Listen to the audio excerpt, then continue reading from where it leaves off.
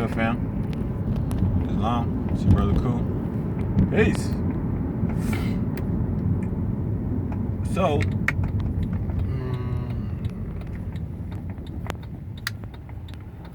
taking care of some more early morning responsibilities. You know what I'm saying? Baby, school. So,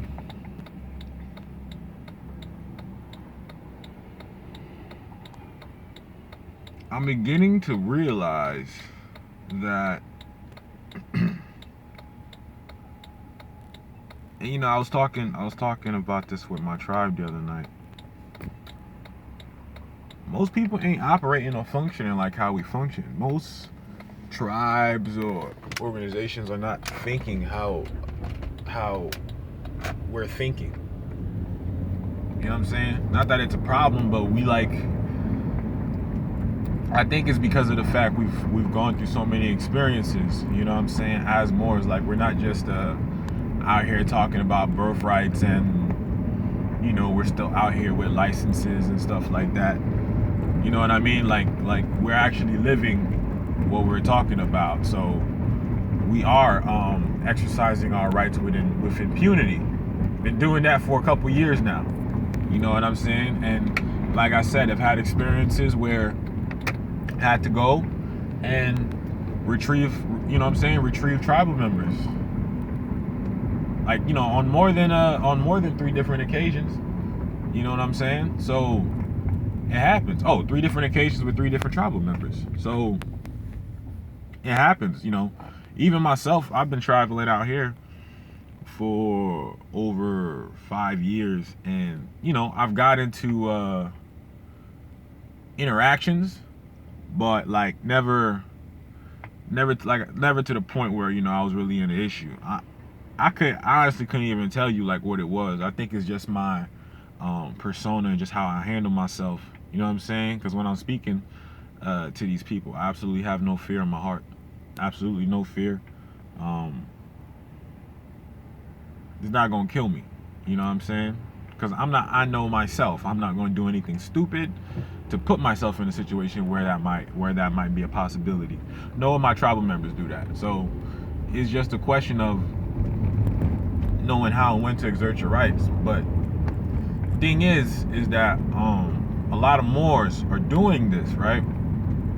Like I said, even I was doing this, and I think the ancestors like gave me enough grace to where I was able to get enough or accumulate enough to gather all the information necessary to make the proper moves. Hold on, give me 1 second, y'all. Trying to make sure I'm on the right joint here. But I have to make a left on Jackson or right onto Jackson.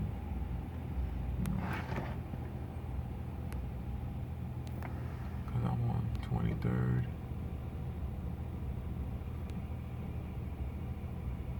Yeah, I made a right onto 23rd. Yep, I'm gonna go down the hill though. Yeah, I'm just trying to figure out where I'm at.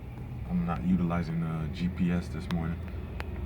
So, you know, so there's many different ways to skin a cat, man. And like I said, there's 2 different perspectives you can come at this with, because everyone wants to get themselves right. Everyone wants to get themselves back in good standing, especially with the law, especially with the ancestors, first and foremost, right? So there's different ways. There's more than one way to do that. All right, it's not like just one way and then everyone gotta do the exact same shit the exact same way. Like, it's not necessary. A lot of people don't know is that when you are yourself and you have a good grasp of trust law, and you've actually have the mental fortitude amongst you and, you know what I'm saying, other like-minded people to build and, you know what I'm saying, pledge all y'all property together for the benefit of each other, to help move each other forward. You know what I'm saying? And so when you do that and you register your car properly to your indigenous trust, you know what I'm saying, being that we're indigenous and that we're the original Native Americans, then and when the lady asked too, like because she asked too, so, you know, what specifically is your tribe? You know, what is like the pedigree? I was like, Moor. Like, how do you spell that? Moor. You know what I'm saying? And then she didn't ask me about that again. So we're being ourselves, right? We're letting the state know we're Moors. But like I said, even so, the whole traveling issue. You know the reason why people get stopped while they're traveling? 9 times out of 10? Because the damn highwayman can't identify you. He can't tell whether you're free. Let me phrase that. He can't tell whether you're a national, whether you're a non-citizen national, or whether you're a U.S. citizen. He can't tell, or she can't tell.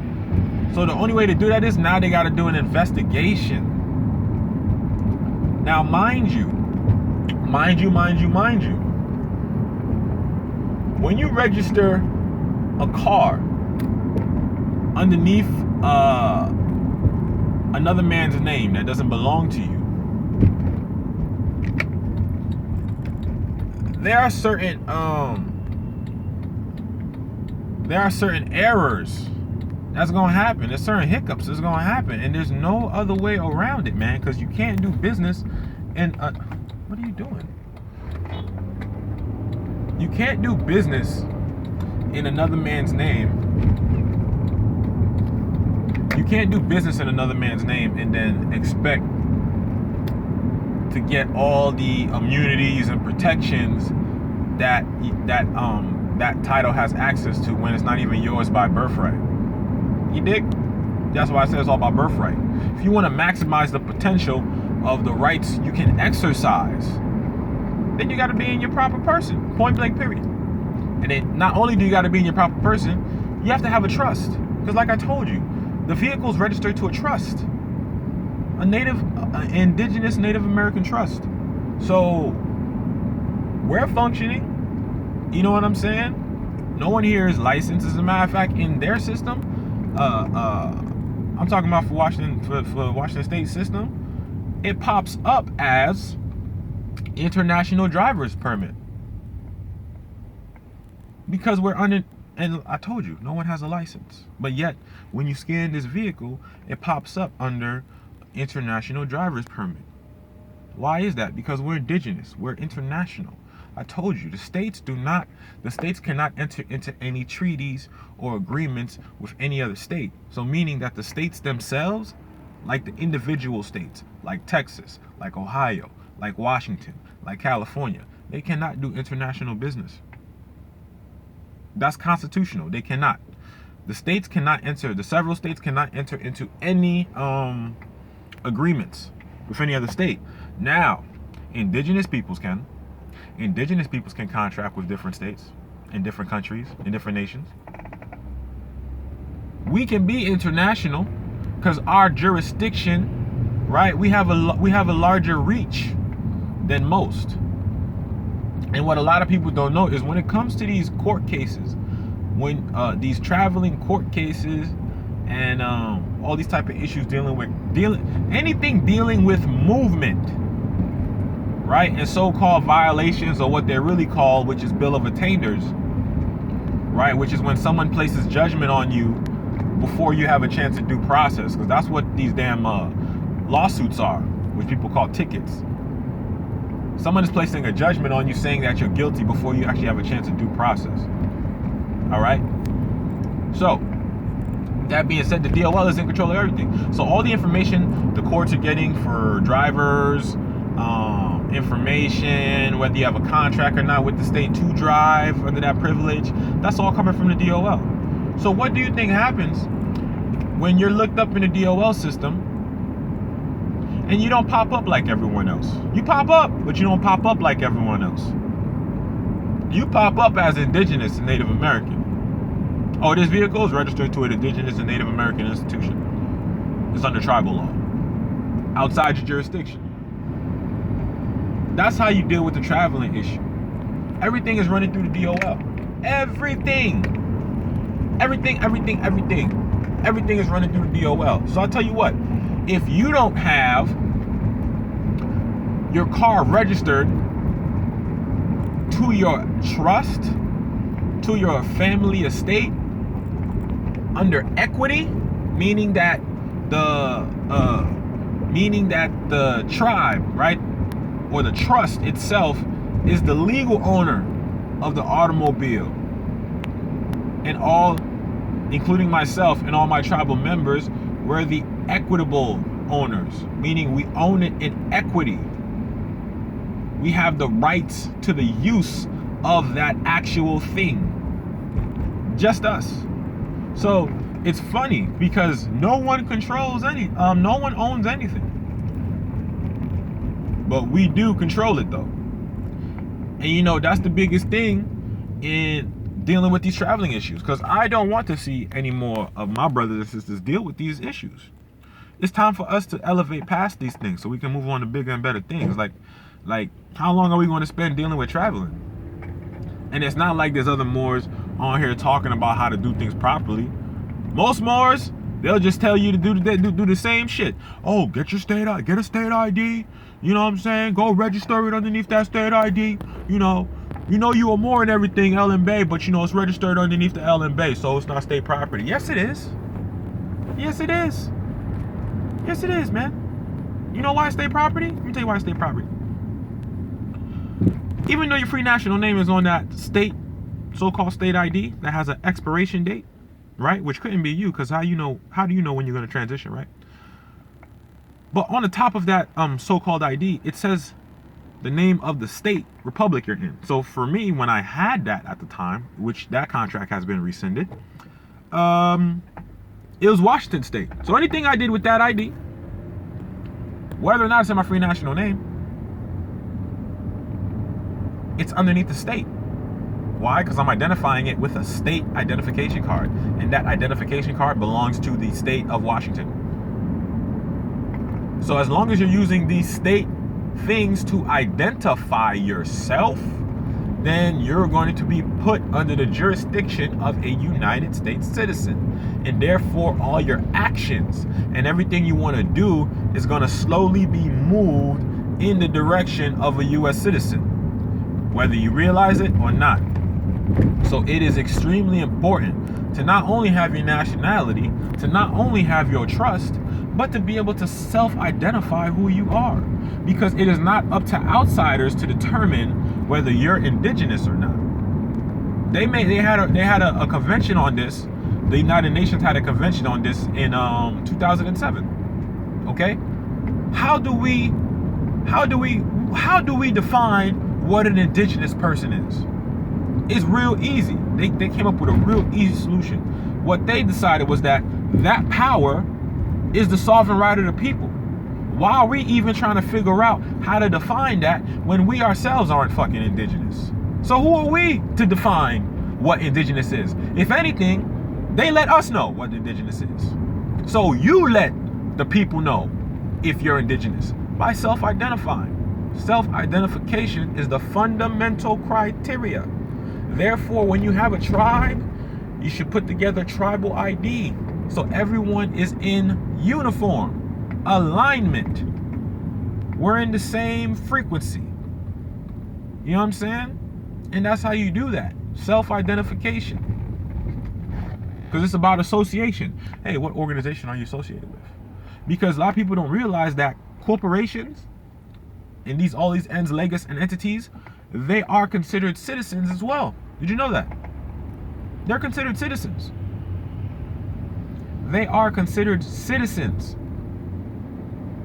that can exercise the same rights and immunities as a natural person. So that lets you know that your state or your heaven that you need to rebuild it on, if you're going to build it on this land, you're going to have to rebuild it in your own jurisdiction. And when I say your own jurisdiction, that means you're going to have to create your own person, your own organization, your own institution, your own straw as an indigenous person, and then move forward. It's the only way. There is no other way. I don't care what no one else says. If you're not dealing with nationality and trust, there is no other way. There is no other way. So ask me, what did any of me or my tribal members require a license to register the car to our indigenous tribe, to our indigenous trust? Oh, and by the way, because we're indigenous, you know, right? We're not obligated to pay taxes, so the taxes were waived, of course. So we weren't obligated to pay that. The tabs were given for free. You know what I'm saying? And then The manager of the licensing office, very helpful, by the way, very helpful. She showed me and my tribal members the information which she gets updated with in terms of how to deal with certain types of people. Okay, and so when it comes to tribal people, we can have our own plates on our own vehicles. Of course, we all know that.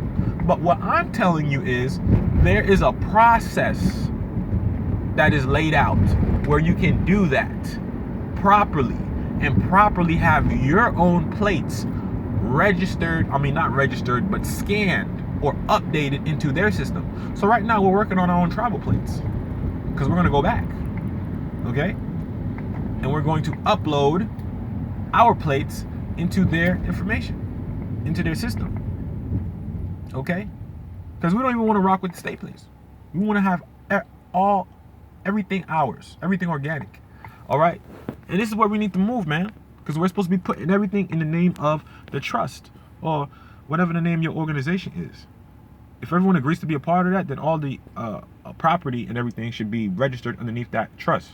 So everyone has the same protections and immunities. Right? Because I personally, right, am not a citizen of Washington State. Sunel is conducting business in Washington State, and the people of Sunel are under the sovereign protection and immunities of Sunel.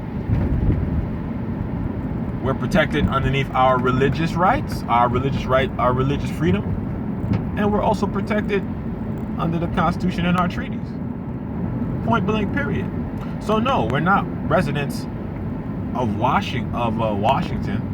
We are residents of Sunel-Shi Amaru Republic. Wherever Sunel-Shi is at, you can find Murbers there. All right. So this is what is mean when it said that we are a nation within a nation.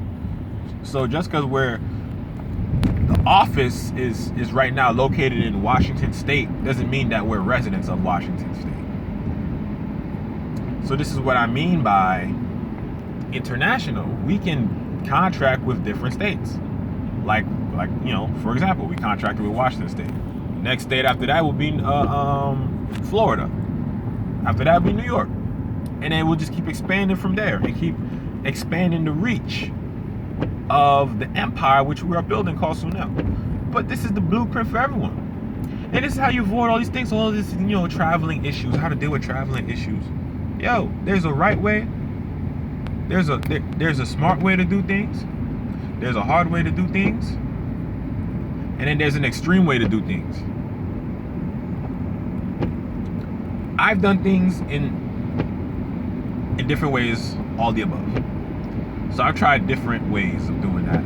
And so from my experiences, I've realized what was the best action that needed to be taken in reference to that.